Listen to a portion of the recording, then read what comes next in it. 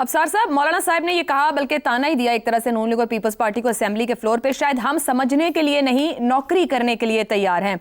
अभी मौलाना साहब का भी एक पूरा सियासी प्रोफाइल है। अब सवाल आपसे ये कि मौलाना साहब अपने लिए गुंजाइश बनाने की काविश में है, या उन्हें लग रहा है कि एक रीसेट की गुंजाइश उनको अभी से इस निज़ाम में नजर आ रही है, वो उस रीसेट की तरफ जा रहे हैं? बहुत शुक्रिया, आपने बड़ा अच्छा सवाल पूछा है आज, और इस पे ज़ाहिर आपकी तारीफ़ बनती है। इतने अच्छे अच्छे मौज़ूआत हैं मुल्क में, लेकिन इसके बावजूद हम किसी और तरफ रोज़ाना चले जाते हैं, तो आज भी चलते हैं कहीं और। तो सबसे पहले लेकिन मैं अपने इंतहाई मुअज़्ज़ज़ सीनियर आगा इफ्तिखार अहमद साहब को मैं मुबारकबाद देना चाहता हूँ। उन्हें तमगा इम्तियाज़ सदारती मिला है आज उनकी सहाफ़ती खिदमत पे, और मैं समझता हूँ बहुत ही अरसे बाद मैंने एक ऐसा डिज़र्विंग सहाफ़ी तमगा के लिए, तमगा इम्तियाज़ के लिए नॉमिनेट होते हैं, और उन्हें मिल भी गया आज। तो देखा है कि जिन्होंने वाकई इस मुल्क की सहाफ़त के लिए बहुत खिदमत है। मैंने उनसे ज़ाती तौर पर बहुत कुछ सीखा है उनकी सहाफ़त से। अब वो ज़ाहिर है उनका सांस फूल जाता है कभी कभी, लेकिन जो उन्होंने सहाफ़त की है, और ये जो जुल्फ़िकार अली भुट्टो के केस में सुप्रीम कोर्ट ने तारीख़ी फ़ैसला दिया है, ये इफ्तिखार अहमद साहब के उसी इंटरव्यू की बुनियाद पे ये सारा तनाज़ा दोबारा इसको फरोला है सुप्रीम कोर्ट ने। ज़बरदस्त हो गया। अब मेरा सवाल इफ्तिखार अहमद की सहाफ़त पर नहीं है, मौलाना फजलुर रहमान की सियासत पर है। वापस आ जाइए, मौलाना साहब क्या तलाश कर रहे हैं? मौलाना फजलुर रहमान की सियासत देखें, इफ्तिखार अहमद साहब की सहाफ़त पे तो हमने शायद एक ही दफ़ा बात की है आज, और शायद एक ही दफ़ा अल्लाह करे और हम करें, लेकिन मौलाना फजलुर रहमान की सियासत पे तो हम रोज़ाना बात करते हैं। क्या बात करनी है इस सियासत पे? तो बात हो गई ऑलरेडी, सब ने कह दी है कि असल इश्यूज़ पे ना ध्यान सियासतदानों का है, ना सहाफ़नों का है, ना सहाफ़ियों का है, और बस हम लगे हुए हैं कि उन्होंने ये कर, वो बड़के मारते रहते हैं, हम उनकी बड़के सुनाते रहते हैं, हम उनके बड़कों पे मैं बड़कों पे तजिया क्या करूं? नहीं सर, यही बड़के शुरू हुई थी 2011-12 से बड़के शुरू हुई, जलसे जुलूस रैलियां सब हुई, एक हुकूमत आई ये कह के कि करप्शन और गवर्नेंस फेलियर है, उससे बदन से एक पीडीएम ने जन्म लिया ये बता के कि करप्शन है, और उन्होंने भी यही करने की कोशिश की। उनमें से ये दो जमातें आ गई हैं। ये जो अभी यहाँ सवाल उठाए, आप इसको तो एड्रेस करें ना, क्या इनके पास कुछ है जो सड़कों पर आना चाह रहे हैं? क्या करना चाह रहे हैं? मैं आपके सवाल को एड्रेस करूंगा थोड़ा सा डिले करके।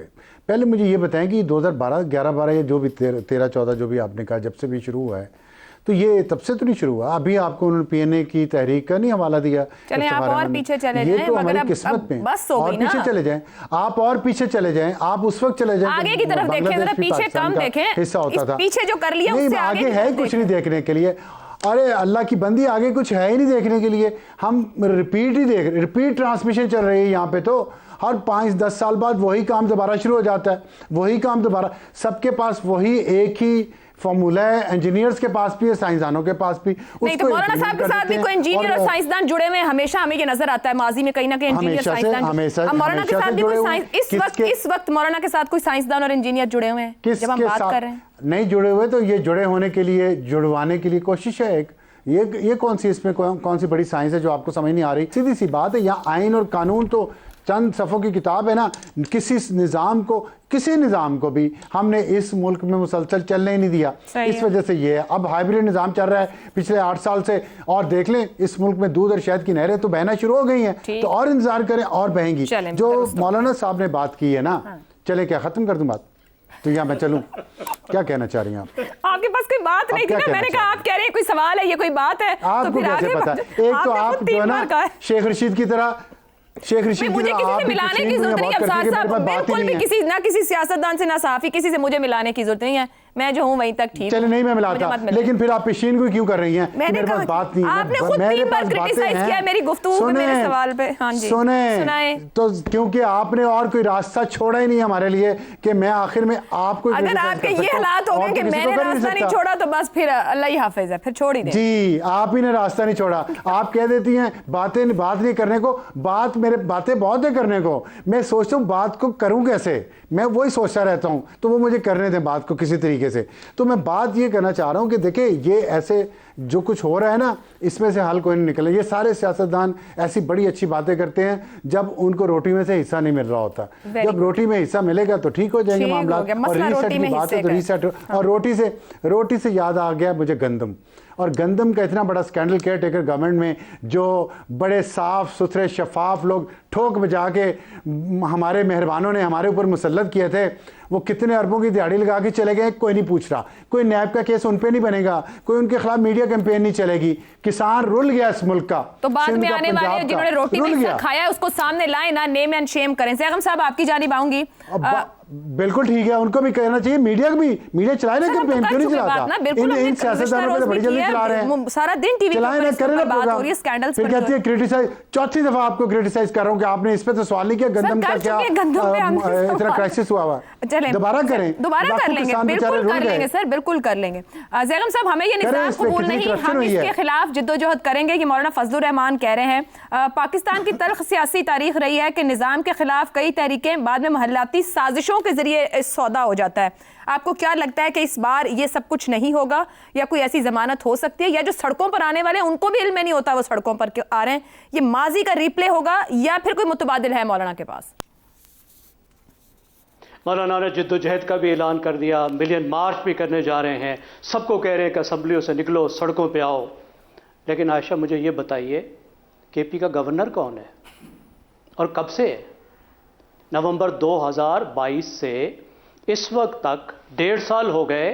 केपी का गवर्नर मौलाना का समधी गुलाम अली साहब है। तो अभी तक केपी में समधी क्रेसी चल जी। आज वो जाती उम्र में भी गए हैं नवाज शरीफ साहब से मिलने। तो केपी में बिल्कुल उसी तरह से समधी क्रेसी चल रही है, समधी क्रेसी चल रही है मौलाना की, जिस तरह इस्लामाबाद में नवाज शरीफ साहब की समधी क्रेसी चल रही है। तो ये कैसी बगावत है? और आपको पता है गवर्नर कौन होता है? रियासत का नुमाइंदा होता है, वफाकी हुकूमत का नुमाइंदा होता है। तो केपी में रियासत का और वफाकी हुकूमत का नुमाइंदा JUI का लीडर और मौलाना का समधी है। तो ये किसको निकलवाने जा रहे हैं? देखिए, मौलाना तगड़े सियासतदान हैं, बड़े बड़े मुजाहरे कर सकते हैं, वो शायद इनकलाब बर्पा कर सकते हैं, इलेक्शन नहीं जीत सकते। उनकी तहरीक जब तक वो अकेले खुद चलाएंगे उसमें क्रेडिबिलिटी नहीं होगी। इसलिए क्रेडिबिलिटी नहीं होगी कि वो पाकिस्तान के एक बहुत छोटे वोट बैंक को रिप्रेजेंट करते हैं। अगर उनकी परफॉर्मेंस तारीखी भी होती तो भी उनके पास बहुत महदूद सीटें होती। अब अगर वो अकेले निकलेंगे तो उनकी तहरीक में वजन नहीं होगा। सड़कें बंद कर सकते हैं, बड़े बड़े मुजाहरे कर सकते हैं, मिलियन मार्च तो पाकिस्तान में कभी नहीं हुआ, लेकिन 1 सवा लाख बंदा वो इकट्ठा कर सकते हैं। लेकिन टू व्हाट एंड? ये बात उस वक्त खतरनाक हो सकती है अगर वो वाकई PTI के साथ मिल जाए, क्योंकि फिर मौलाना के स्ट्रीट पार के साथ पाकिस्तान की सबसे बड़ी पार्टी का वोट बैंक भी होगा, फिर क्रेडिबिलिटी होगी। फिर जो कुट PTI की लग रही है वो मौलाना के, मौलवी की, खतीब की, मदरसे के मोतमिम की, मदरसे के बच्चों की नहीं लग सकती, पाकिस्तान में नहीं लग सकती। उनके पास खुला लाइसेंस है। तो इस वक्त अगर ख़तरे की बात है तो वो ये है कि वो अलायंस कर लें। लेकिन वो अलायंस कैसे करेंगे? उनके असल हरीफ जो हैं वो इमरान खान है, और उनकी बात पे आप कैसे एतबार करेंगे? क्या कोई वाकई मान सकता है कि केपी में इलेक्शन उनके खिलाफ और PTI के हक में रिग किया गया? यानी रिगिंग हुई पाकिस्तान में केपी में PTI के खिलाफ, सॉरी PTI के हक में और मौलाना के खिलाफ। अब मौलाना की अपनी मजबूरी ये है कि वो अपने हरीफ के साथ मिलकर अपना मजीद कबाड़ा कर सकते हैं। उसके साथ अपना वेट अगर मिला लेंगे तो अगली बार ये वोटर भी नहीं बचेगा जो वोटर इनका साथ है। अभी भी उनके जो यंग वोटर्स हैं, जो पढ़े लिखे वोटर्स हैं, उनकी बड़ी तादाद PTI में जा चुकी है। ठीक हो गया। जिस तरीके से जमात इस्लामी का एक वोट बैंक जा चुका है, जिस तरीके से ANP का एक वोट बैंक जा चुका है बड़ा हिस्सा, उसी तरह मौलाना का वोट बैंक भी मजीद भी रुखसत हो जाएगा। ठीक है। अब उन्होंने अपनी सियासत को जिंदा रखने के लिए सियासत भी करनी है, या तो अपोजिशन की सियासत करनी है, या फिर जो उनके हलीफ हैं, जो दोस्त हैं, उनके साथ हुकूमत में शामिल होना है। मेरे ख्याल में उनकी नाराजगी ये है कि उनके दोस्तों ने उनको सही अहमियत नहीं दी, मुज़ाकरात में उनको शामिल नहीं किया, उनको मनाने की कोशिश नहीं की। उनको मनाने का वक्त कम हो रहा है और एक ही तरीका है कि आसिफ जरदारी उनको जाके मनाने के वो माहिर हैं, लेकिन वो खुद क्यों मनाएं? सजेशन आ गया है कि सदर मुमलिकत को मनाना चाहिए या वजीर आजम को मनाना चाहिए मौलाना को, क्योंकि दोनों हालिया माजी में ही इत्तेहादी रहे।